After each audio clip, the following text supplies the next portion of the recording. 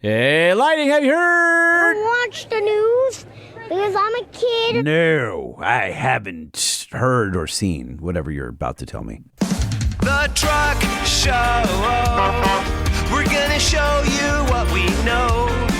We're gonna answer what the truck, 'cause truck rhymes with the Truck Show. We have the lifted, we have the lowered, and everything in between. We'll talk about trucks that run on diesel and the ones that run on gasoline. The Truck Show, the Truck Show, the Truck Show, whoa, whoa. It's the Truck Show with your hosts, Lightning and Holman.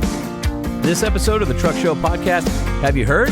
Is proudly presented by Nissan. Nissan has a truck for every need, along with the legendary Nissan durability. Test drive your next truck at a local Nissan dealer today, or point your browser to nissanusa.com, where you can use the build and price tool to configure a Nissan truck that fits your lifestyle. And when you're thinking about adding power or improving fuel economy, Banks has over 65 years of experience. Whether it's cold air intakes or exhaust systems, tuning, throttle control, charge air cooling, lubrication components, and much more, no one offers smarter, safer, 50-state emissions-compliant performance parts than Gale Banks. You'll find the best engineered parts for your truck at bankspower.com. And when you're looking for quality, full synthetic lubrication for your truck, AMSOIL has you covered with motor oil, lubricants and protectants, grease, additives, and more. AMSOIL synthetic lubricants deliver wear protection, engine cleanliness, and fuel efficiency that conventional oils simply can't match. Find out how AMSOIL synthetic lubricants can save you money and time by helping your vehicles run better and last longer than with conventional oils at AMSOIL.com. When it comes to lubrication, AMSOIL is the leader in synthetics. There has never been a better time to buy a retractable tonneau cover at EGRUSA.com. EGR just kicked off a freaking huge sale. You can get up to 30% off plus a rebate of $250 on all manual roll track bed covers. Let me say that again. You can save up to 30% off the best roll top tonneau covers, the EGR roll track, plus an additional $250 rebate. Hit their online store today at EGRUSA.com. Hey, Lighting, have you seen? No. What you got? I'm going to start out with something that sounds rad. I'm all about rad. Bring it. Whoa! What is that on the monitor? Nissan Z Warrior. This is not a truck, so Trademark. Are we comfortable talking It's about off-road. Okay. We've talked about off-road Lamborghinis. Why can't we talk about an off-road Z? Sure. Touche. Go ahead. They've got a Warrior line in Australia, which, if you remember, the Warrior pickup was like a Raptor for the Titan. That never happened. Yes. So apparently, This is a Z with a lift and off-road tires. Yeah. Wow. By Tommy Pike Customs. That thing is rad. Look at that. So basically, they filed a trademark for Z Warrior in Australia, and they've been saying they want to have more Warrior options. So High Riding Z would be a nice little addition to that. That's got to go. So this is like, hey, Porsche, we see your crazy off-road 911. Totally. And we raise you one. So currently, the Warrior off-road package is something that they offer on the Patrol and the Navara. And it looks pretty badass if you were to do it to a Z. So this is obviously a custom build somebody did, but it definitely hints at what is possible. And I love how it has the lights like riveted to the hood. Yeah, that's cool. When did so Porsche, Lamborghini, now Nissan, they're doing these like sports cars. Ford did something with a Mustang. Oh, you're right. Yeah, so there's a bunch of different stuff. I think it's cool. It's cool, but how does it handle? I mean, there's just not enough articulation in the suspension. It's like a rally car. It's not meant to go rock crawling. Yeah, okay. Although some dude in Moab used to do it in a But I mean, you're not going over whoops fast. Like, what does it do well? I don't know. No, it's not a good sports car. It's not a good truck. But you know what? It's super rad. So let it be. Yeah, all right. Sure. Hey, Lighting, have you heard? No, I haven't. Ford CEO Jim Farley recently returned from China, and according to the Wall Street Journal, told board member John Thornton that the Chinese EV makers are a quote-unquote existential threat. Yes, they are. During the trip, he was joined by the CFO, John Lawler, who candidly admitted that these guys are ahead of us. From everything I see, from Chinese market BYD is blowing up right now. But have you seen BYD? Yeah. Like we talked about the Shark. Yeah, they're, like it's crazy what they're doing. The range, I don't know about the build quality. I can't speak to that, but like it's getting better. I mean, we talked about it holy with mackerel. Simon from Australia. That's right. Christy. We talked about the infiltration of Chinese EVs there.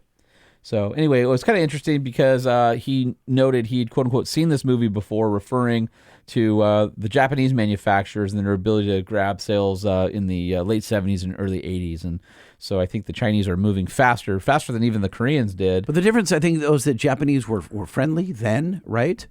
Or was that coming out of the Second World War? Well, Well, I mean, yeah, vehicles started coming over in the 50s and 60s, but they didn't really start stealing market share until the 80s and 90s. Okay. So it took them some time. Then but we were friendly with Japan and China, not so much politically, right? Yeah, so well, this is that. Yeah, wow. Hey, Lighting, have you heard? No, I don't think so, huh?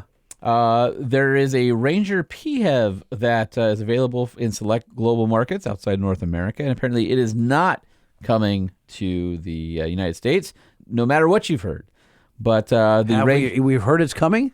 Well, there's been rumors that if they're introducing it in Europe, why wouldn't you have a PHEV pickup truck here? Sure. And it's been fully revealed in Europe. So it debuted at the 2024 IAA Transportation Show in Germany. So there's 3 flavors that use the same 2.3-liter gas EcoBoost and a 10-speed automatic.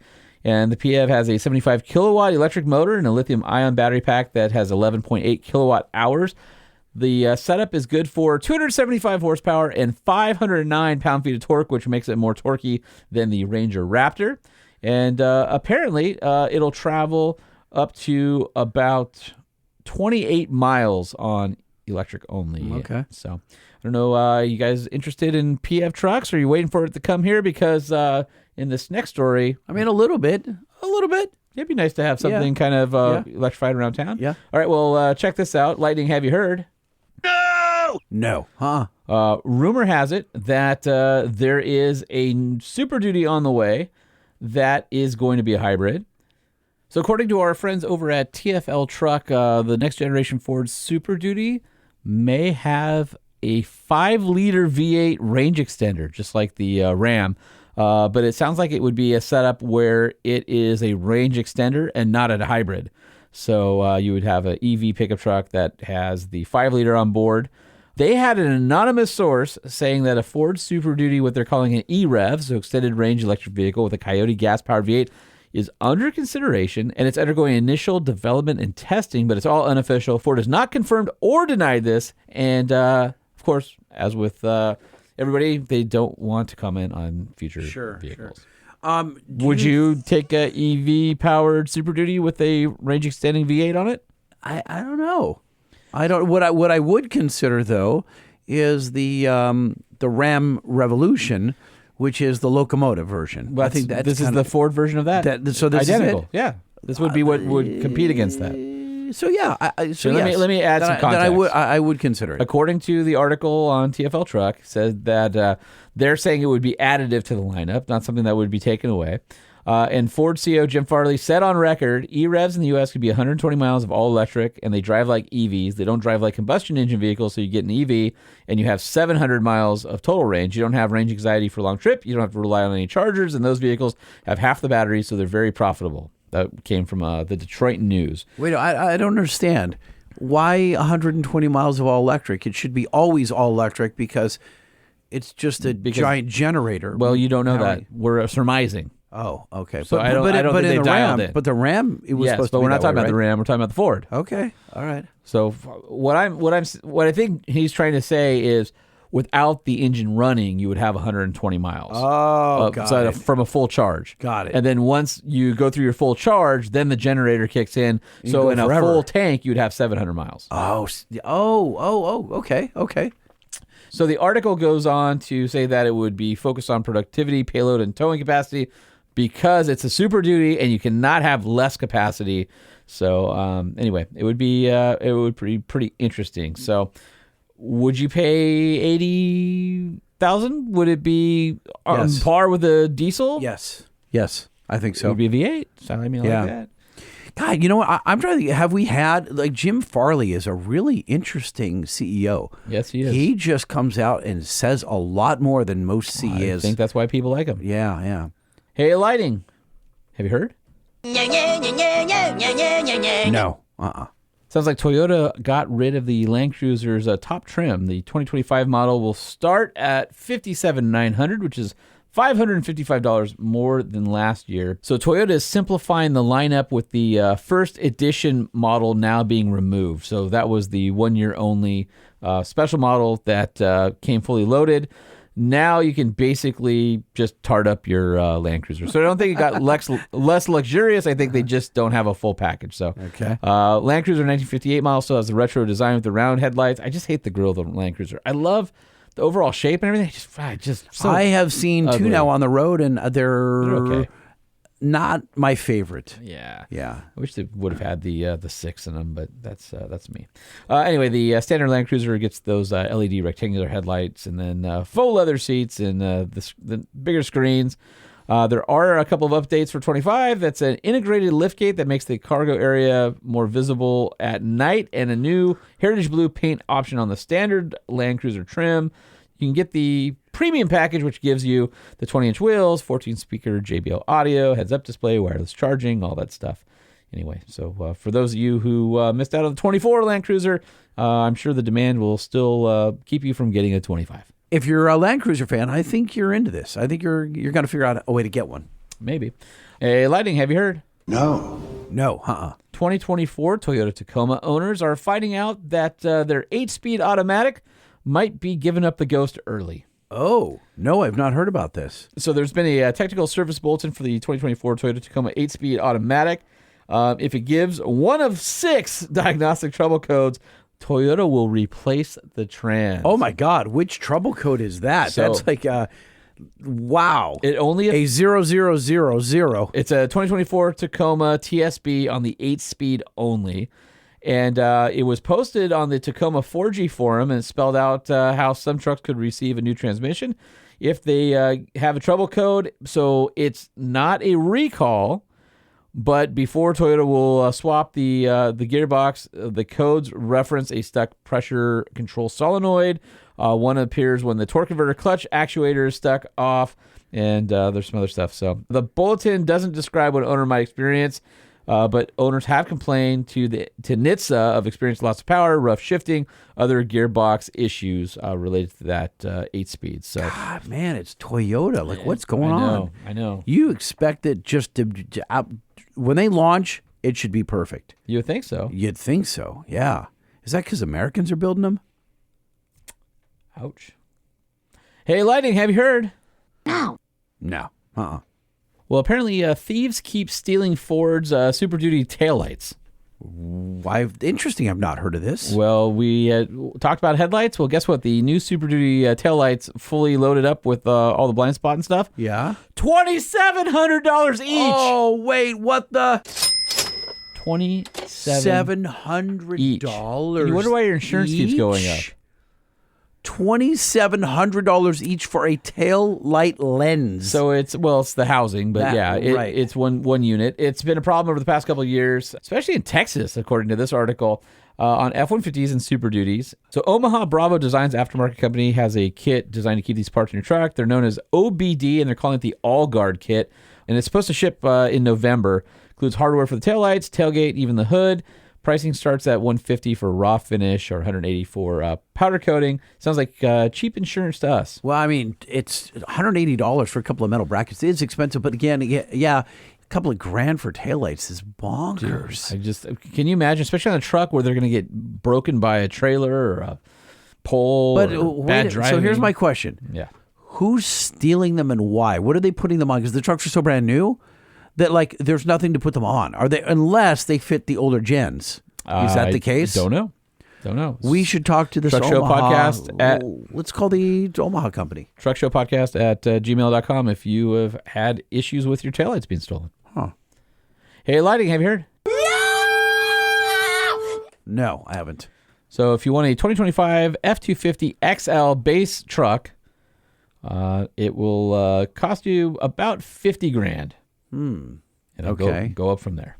Seems like a lot for a base truck. Base truck. Yeah. Yeah. So starting price is $46,965, basically up $330. And then if you want the F-350 XL, that's $48,590. And again, you're getting the 6.8 with this, right?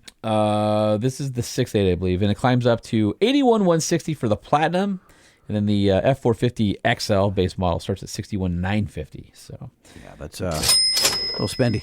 The most expensive would be the F450 Platinum at a cool 96,030. Which, by the way, are super popular because people love the turning radius. Very popular. Yeah, the wide track axle. Yeah. Boy, guys who tow with those really love the 450s. Well, and they come with the commercial tires and all that kind of stuff. I think they have the 19.5s on them, and yeah, it's a nice setup. That's the way to go.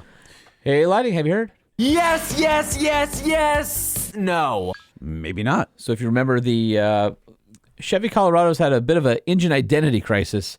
It had two versions of the same 2.7-liter turbocharged four-cylinder, and then they dropped the standard output, which was a 237 horsepower, 259 pound-feet of torque, available in the work trucks. And they said, no, we'll just give you the middle and the top, which is 310 horsepower and 391 pound-feet of torque. And then the Turbo Plus top line was also 310 horsepower, but 430 pound-feet of torque.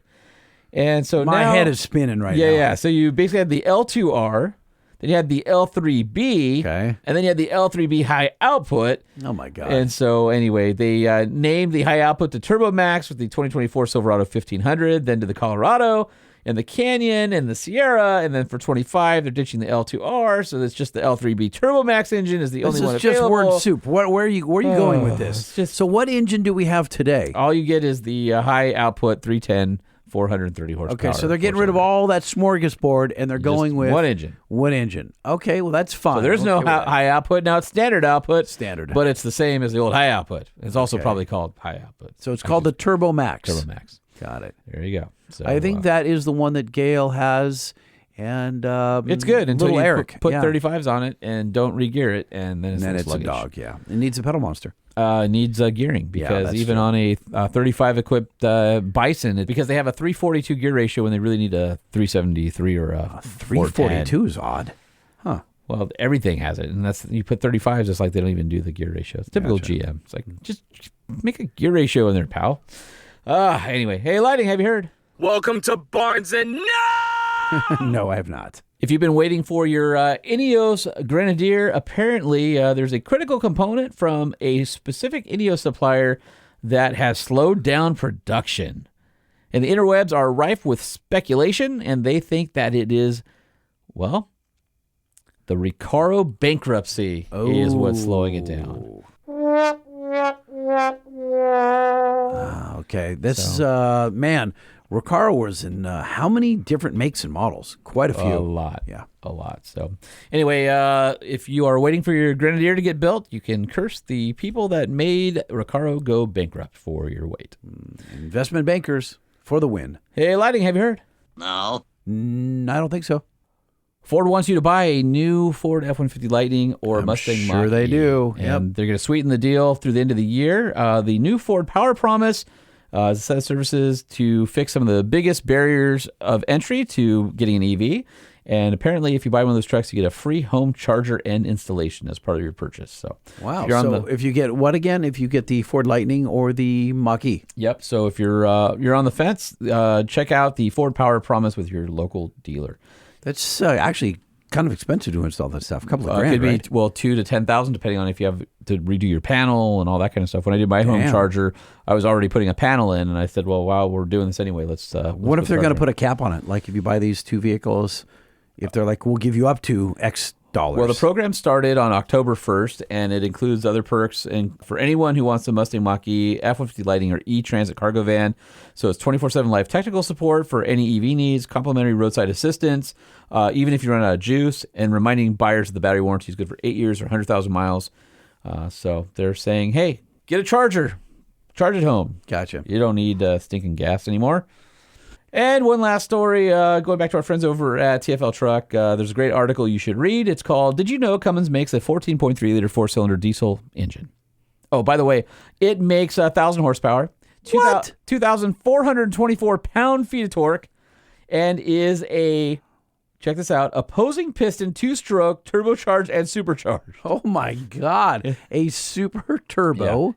Yeah. Okay. Opposing pistons like a BMW motorcycle? I guess, yeah, sure, why not? It's part of the Advanced Combat Engine Program, and so there's a cool article that our buddy Andre did over there. So head over to TFL Truck. That is a check it out. crazy looking engine. Wow. Huh. Wouldn't it be cool to swap it into something? Yes, absolutely. 14 liters. Wonder how what big will it it is. fit in? A tank? It made those turbos look tiny, and those turbos are got to be huge. Yeah, those turbos are the size of your head. So it's got a supercharger mounted on the right-hand side, sideways, with turbos one on top of each other on the face of it. I can't even... You can't describe it. No, you got to Like see I said, this just thing. go to TFL Truck. Yeah, and of course it's coming, so it's all painted red. Wow. 14.3 liters. She is a biggin'. The Truck Show Podcast is a production of Truck Famous LLC. This podcast was created by Sean Homan and Jay Tillis with production elements by DJ Omar Khan. If you like what you've heard, please open your Apple Podcast or Spotify app and give us a 5-star rating. And if you're a fan, there's no better way to show your support than by patronizing our sponsors. Some vehicles may have been harmed during the making of this podcast.